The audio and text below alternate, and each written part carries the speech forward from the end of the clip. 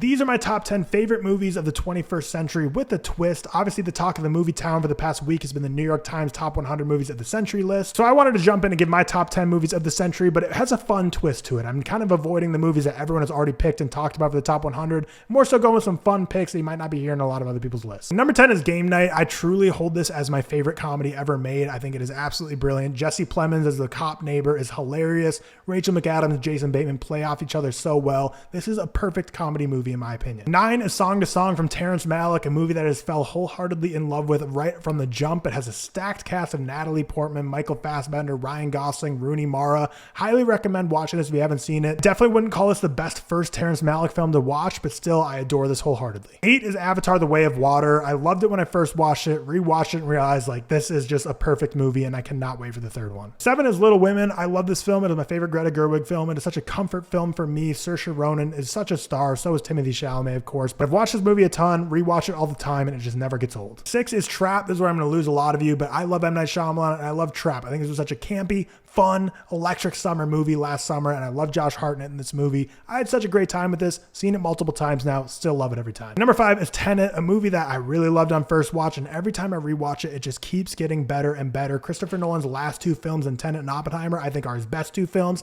Let's hope he can continue that streak with The Odyssey. 4 is The Holdovers. I already talked about one Christmas staple in Little Women that I'm going to rewatch every single year. The Holdovers is no different, only came out just a couple years ago, but immediately has skyrocketed to one of my favorite comfort movies ever made. 3 is Babylon, one of my favorite theater experiences I've ever had in my entire life. I remember watching this opening night and I immediately just wanted to walk right back into the theater and run it back, watch it all over again. Even though it's 3 hours long, it was such an electric experience. I just want to relive that over and over again. 2 is Mamma Mia, just a perfect jukebox musical movie. Just the vibes are immaculate, the soundtrack incredible. Everyone in this cast just brilliantly fits in their role. I just love this movie and I'll never get sick of it. Number 1 is About Time, and if there's any movie on this list that I highly recommend you go out and watch if you haven't already, About Time is that film. Bring some tissues. It's a tearjerker, but one of my favorite movies ever made, period.